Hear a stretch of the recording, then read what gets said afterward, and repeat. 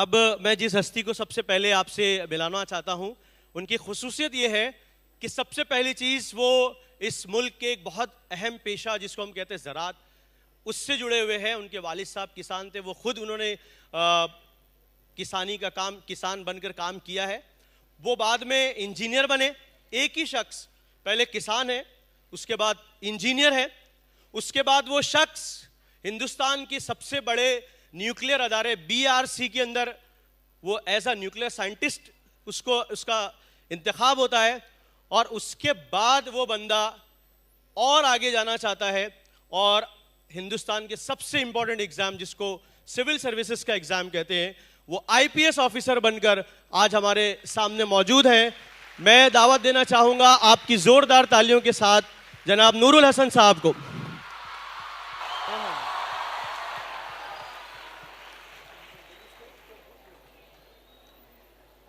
कदम जो जानबे मंजिल बढ़ा नहीं सकते, कसम खुदा की वो मंजिल को पा नहीं सकते। बचाए रखते हैं दामन जो अपना कांटों से, वो फूल बन के कभी मुस्कुरा नहीं सकते। प्यारे स्टूडेंट्स, पेरेंट्स, मीडिया के कर्मचारी, सबको अस्सलाम वालेकुम। सबसे पहले तो मैं काविश फाउंडेशन का शुक्रिया अदा करता हूं कि इतनी बड़ी गैदरिंग में मुझे बोलने का और एज ए इम्पॉर्टेंट गेस्ट की तरह बोलने का मौका दिया। So I am really feeling privilege amongst you. तो सबसे पहले मैं कुछ और बातें करने से पहले अपने बारे में आप लोगों को बताना चाहता हूं कि मैं कौन हूं, कहां से आया हूं, कहां से मैंने ये शुरुआत की और IPS तक का सफर मेरा जो है वो कितना लंबा रहा, कितना मुश्किल से रहा, उसके बारे में थोड़ी सी बात करते हैं। 5 मिनट, क्योंकि टाइम मुझे 12 मिनट का दिया गया है। बोलने के लिए बहुत कुछ है, लेकिन 12 मिनट में मैं देखता हूं कितना मैं आप लोगों से शेयर करूंगा। तो मेरी जर्नी जो स्टार्ट होती है वो यूपी में एक डिस्ट्रिक्ट है पीलीभीत। पीलीभीत में एक छोटा सा गांव है हररायपुर, वहां से मैं बिलोंग करता हूं। किसी ने नाम सुना है पीलीभीत का? बहुत कम बच्चे हैं उन्होंने सुना है। हररायपुर का नाम सुना है? मेरा नाम सुना है? Okay, very good. तो वहां के स्कूल में 5th क्लास तक की एजुकेशन मेरी नॉर्मल हिंदी मीडियम प्राथमिक शाला पता है? प्राथमिक शाला में 5th क्लास तक मैं पढ़ा। 6th क्लास से मैंने सीखा ABCD पढ़ना। आप लोग किस क्लास से शुरू किए? फर्स्ट से शुरू किए। मैंने शुरू किया 6th क्लास से ABCD पढ़ना। A फॉर एप्पल कब सीखा? 6th क्लास में मैंने A फॉर एप्पल सीखा। 6th क्लास से 7th, 8th, 9th, 10th, 11th, 12th तक की पढ़ाई, पूरी की पूरी पढ़ाई मैंने हिंदी मीडियम और जो सरकारी स्कूल होते हैं वहां से की। 12th तक की पढ़ाई करने के बाद मेरे दिमाग में आप लोगों की तरह इतनी अच्छी गाइडेंस नहीं थी। केवी यहां पर बहुत सारी गाइडेंस उन्होंने दी कि DRDO में आपको कैसे जाना है, स्कॉलरशिप आपको कैसे लेनी है। मुझे कुछ भी नहीं पता था। जब मैं 12th क्लास में था तो मुझे यह भी नहीं पता था BTech क्या होता है, IIT क्या होता है। आपको पता है? Yes, you are fortunate enough to know all these things through Kavish foundation. लेकिन ये सारी चीजें मुझे नहीं पता थी। तो 12th क्लास में हमने डिसाइड किया कि BTech करना है। BTech भी कुछ होता है, लेकिन उसके लिए रहमानी 30 नाम की कोई कोचिंग होती है। ऐसी कोचिंग उस वक्त शायद नहीं थी। पढ़ने के लिए 35,000 की जरूरत थी। मेरे पास 35,000 रुपीज नहीं थे देने के लिए। तो फिर मैंने अपने पापा से बोला कि मुझे इंजीनियरिंग करना है, मुझे BTech करना है। तो पापा ने बोला क्या करें, जमीन है, जमीन बेच देते हैं। 1 एकड़ जमीन थी घर पे, तो पापा ने 1 एकड़ जमीन बेच दी। 1 एकड़ जमीन बेच के 1 लाख रुपीज में उस वक्त 1 एकड़ जमीन बिकी। और उसके 35,000 रुपीज हमने IIT और JEE की कोचिंग पे लगा दिए। और 70,000 रुपीज में हमने एक सेमी स्लम टाइप का एक एरिया था बरेली में। बरेली का नाम सुना है? प्रियंका चोपड़ा का नाम सुना है? वो बरेली से है। तो हमने BTech की कोचिंग की 35,000 वहां हमने खर्च किए और एक घर ले लिया छोटी सी जगह पे। और मेरे फादर कोई बहुत बड़ी नौकरी नहीं करते थे, मेरे फादर बहुत ही नॉर्मल नौकरी करते थे। मेरे फादर क्या थे, कचहरी में ग्रुप डी की जॉब करते थे, जिसको बोलते हैं पियोन। पियोन का नाम सुना है आपके स्कूल में भी होंगे। तो मेरे फादर पियोन थे, ग्रुप डी में थे, उनको 4,000 रुपए मिलते थे। तो 4,000 रुपए में, आजकल तो 5-6 हजार रुपए तो ट्यूशन की फीस होती है, तो 4,000 रुपए में कोचिंग नहीं हो पाती थी। तो मैं सारी चीजें खुद से ही पढ़ता था। घर पे तंग हालात ऐसे थे कि न्यूज़पेपर भी नहीं आता था। न्यूज़पेपर आने के लिए, न्यूज़पेपर पढ़ने का मुझे बहुत ज्यादा शौक था। तो न्यूज़पेपर पढ़ने के लिए मैं, जो ढाबे होते हैं, ढाबों का नाम सुना है आपने, कोई गया है? तो ढाबे पे जाके मैं न्यूज़पेपर पढ़ता था उस दौरान, 11-12 के टाइम पे। तो आप लोग इतने फॉर्चुनेट हैं कि आपके पास इतनी सारी फैसिलिटीज अवेलेबल हैं, कोचिंग अवेलेबल है, न्यूज़पेपर अवेलेबल है, आपके पास गाइडेंस अवेलेबल है, रहमानी 30 की गाइडेंस अवेलेबल है, काविश की गाइडेंस अवेलेबल है।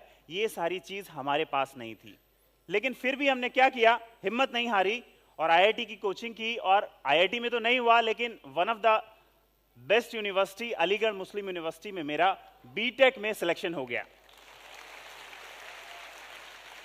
लेकिन सफर अभी खत्म नहीं हुआ। बीटेक की जब हम तैयारी कर रहे थे, बीटेक में जब हम थे, तो वहां की फीस देने के लिए भी पापा के पास पैसे नहीं थे। तो उस फीस को पूरा करने के लिए मैंने एक इनोवेटिव तरीका निकाला। मेरी फिजिक्स बहुत अच्छी थी, फिजिक्स और केमिस्ट्री बहुत अच्छी थी। शायद अभी अच्छी होती तो रहमानी 30 में मुझे जॉब मिल जाती। तो वो मैं क्या करता था, बच्चों को पढ़ाता था। 2,000 रुपए वहां से मुझे आते थे और इस तरीके से मैं अपने बीटेक की पढ़ाई को पूरा करता था, बीटेक की जो खर्चे होते थे उसको पूरा करता था। और मन में एक जज्बा था। मैं एपीजे अब्दुल कलाम साहब की जो स्टोरी यहां पे सुनाई, he is my role model, वो हमें, उनकी जो स्टोरी थी, उसकी स्टोरी मुझे अपनी स्टोरी से काफी सिमिलर लगती थी। वो भी एक बहुत ही नॉर्मल फैमिली से, एक गांव से थे। तो उनकी जब मैंने पहली किताब पढ़ी, विंग्स ऑफ फायर, उन्होंने ये बोला कि अगर आप कोई ख्वाब देखते हो और आपके अंदर उस ख्वाब को पूरा करने का जज्बा है, आपके अंदर मेहनत करने की ताकत है, तो वो ख्वाब आप जरूर पूरा कर सकते हो। इसी जज्बे के साथ मैं पढ़ता रहा और बीटेक मैंने पास कर लिया और कैंपस से मेरी एक जॉब नहीं लगी, दो जॉब लगी।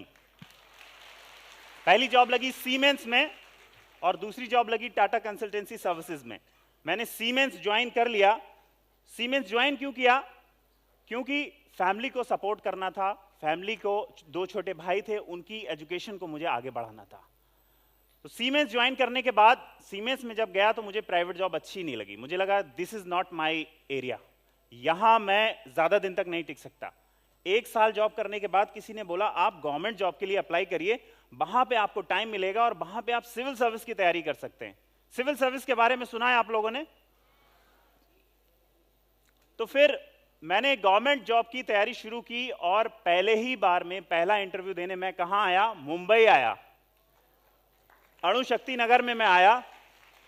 अणु शक्ति नगर में आके मैंने भाभा एटॉमिक रिसर्च सेंटर, यहां पर एक ऑर्गेनाइजेशन है, आपने नाम सुना है? Okay, very good. तो भाभा एटॉमिक रिसर्च सेंटर में मैं साइंटिस्ट की पोस्ट के लिए एग्जाम देने के लिए आया, साइंटिफिक ऑफिसर की पोस्ट के लिए एग्जाम देने के लिए आया। मेरा 1.5 घंटे का इंटरव्यू हुआ और मेरा अल्हम्दुलिल्लाह साइंटिस्ट की पोस्ट के लिए मेरा सिलेक्शन हो गया। तो गांव से चल के मैं इंजीनियर बना, इंजीनियर से सीमेंस में आया, सीमेंस से मैं साइंटिस्ट में आ गया। अब जिंदगी में साइंटिस्ट बन के एक तरीका तो यह था कि मैं अपने आप को यहीं पे महदूद कर देता और यहीं पर खुश हो जाता, यहीं पर एक्सेल करता। लेकिन मैंने सोचा कि जिंदगी में और बड़े एम अचीव करने हैं, इससे भी आगे जाना है। लेकिन जाएंगे कैसे? कोचिंग, जॉब छोड़ नहीं सकते, कोचिंग छोड़ नहीं सकते, पैसा इतना नहीं है घर पे, तो जॉब करनी है, जॉब करते करते ही कुछ करना है। तो जॉब को ज्वाइन करता रहा मैं और मैंने सिविल सर्विस की तैयारी शुरू कर दी। अब मैंने टारगेट बनाया, आईएएस आईपीएस को अपना टारगेट बनाया कि मेरा टारगेट जो है अब आईएएस आईपीएस बनना है। और मैंने तैयारी शुरू की। लोगों ने बोला, पहला क्वेश्चन जो लोगों ने बोला सॉरी, क्या आप मुस्लिम हैं? और आईएएस आईपीएस में मुस्लिम लोगों का सिलेक्शन नहीं होता। दूसरा, लोगों ने बोला कि आप रूरल बैकग्राउंड से हैं, आप हिंदी मीडियम से पढ़े हुए हैं, और आईएएस आईपीएस में तो कॉन्वेंट एजुकेटेड चाहिए, उर्दू मीडियम के बच्चे सिलेक्ट नहीं हो सकते। खैर, उन सब बातों से मेरा जो मोरल है वो बहुत डाउन हुआ, लेकिन मुझे अब्दुल कलाम साहब की बात याद थी कि हमारा मुल्क बहुत अच्छा है, हमारे मुल्क के इंस्टीट्यूशन बहुत अच्छे हैं, अगर आप मेहनत करोगे तो आपको कामयाबी जरूर मिलेगी। ये जान के मैं तैयारी करता रहा। पहला अटेम्प्ट दिया, मेरा प्रीलिम्स ही नहीं हुआ। मुझे ऐसा लगा शायद ये लोग सही बोल रहे थे, लेकिन फिर से मैं खड़ा हुआ, फिर से मैं दोबारा से तैयारी शुरू की और दूसरा अटेम्प्ट दिया। सीरियस अटेम्प्ट, जो कहना चाहिए दूसरा अटेम्प्ट था, वही मेरा पहला अटेम्प्ट था। इस बार मैंने प्रीलिम्स निकाला, मेंस निकाला और मैं इंटरव्यू तक पहुंच गया सीधा। पहले ही अटेम्प्ट में मैं इंटरव्यू तक पहुंच गया। इंटरव्यू में पहुंचने के बाद मुझे बहुत कम मार्क्स आए, 121 मार्क्स आए, और फिर से मुझे उन्हीं लोगों ने बोला कि आपके साथ मुस्लिम हैं, चूंकि इसलिए आपके साथ डिस्क्रिमिनेशन हुआ, इसलिए आपको नंबर कम दिए। फिर मैंने उन लोगों से बोला कि नहीं, आप गलत बोल रहे हैं, आप गलत बोल रहे हैं, ऐसा नहीं है। फिर से मैंने तैयारी शुरू की, फिर से मैंने प्रीलिम्स दिया, मेंस दिया, और मैं फिर से इंटरव्यू में पहुंच गया। इस बार इंटरव्यू में जो मेरी कमियां थीं, उन कमियों को मैंने दूर किया, और उन कमियों को दूर करता हुआ इंटरव्यू में इस बार मेरे one of the highest marks 190 marks आए, और अल्हम्दुलिल्लाह मैं आईपीएस बन के आपके सामने आ गया। तो इसके लिए एक शेर पढ़ना चाहूंगा कि डर मुझे भी लगा था फासला देखकर, पर मैं बढ़ता गया रास्ता देखकर, खुद ब खुद मेरे करीब आती गई मंजिल मेरा हौसला देखकर।